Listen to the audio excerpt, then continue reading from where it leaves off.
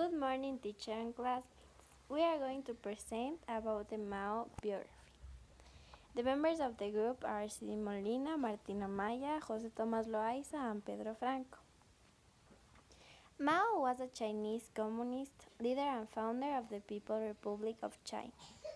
He was responsible from the disastrous policies of the Great Leap Forward and the Cultural Revolution.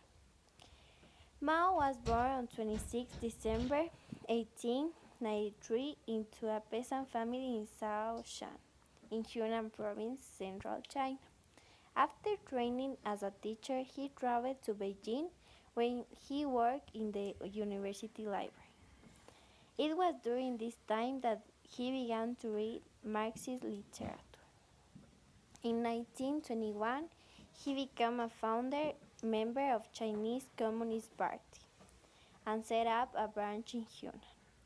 In 1923, the Kuomintang Nationalist Party had allied with the CCP to defeat the warlords who controlled much of the northern China. Then, in 1927, the KMT leader Chiang Kai-shek launched an anti-communist purge.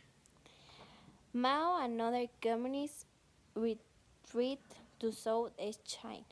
In 1934, after the KMT surrounded them, Mao led his followers on the Long March, a 6,000-mile journey to the northwest China to establish a new base.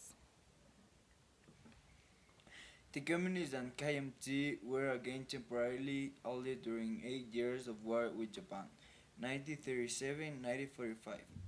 But shortly after the end of World War II, civil war broke out between them. The Communists were victorious, and on 1 October 1949, Mao proclaimed the founding of the People's Republic of China. Chiang Kai-shek fled to the island of Taiwan. Mao and other communist leaders set out to reshape Chinese society. Industry came under state ownership, and China's farmers began to be organized into collectives. Opposition was ruthlessly suppressed, and Chinese initially received significant help from the Soviet Union, but relations soon began to cool. In 1958, in an attempt to introduce a more Chinese form of communism, Mao launched the Great Leap Forward.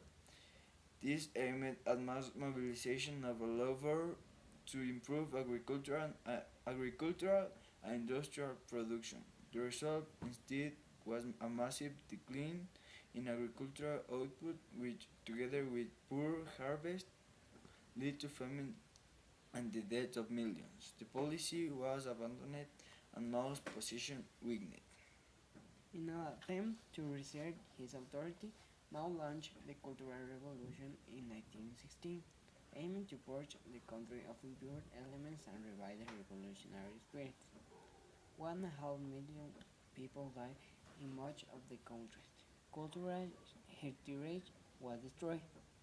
In September 1967, with many cities on the verge of anarchy, Mao sent in the army to restore order.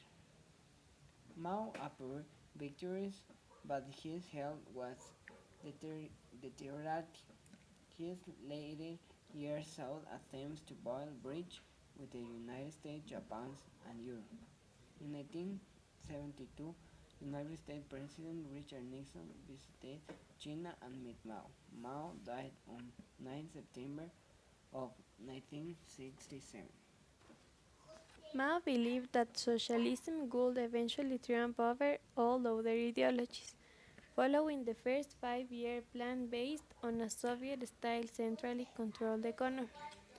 Mao took on the ambitious project of the Great Leap Forward in 1958, beginning an unprecedented process of collectivization in rural areas. Mao urged the use of backyard iron smelters to increase steel production.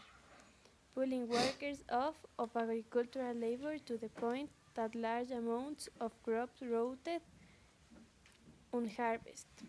Mao decided to continue to advocate these smelters despite a visit to a factory's mill which proved to him that high quality steel could only be produced in a factory. He was probably concerned that ending the program would dampen peasant enthusiasm for leap forward. The destruction of balance constitutes leaping forward, and such destruction is better than balance. Imbalance and hedge are good things. Mao, May of 1958, in a speech. Thank you for your attention.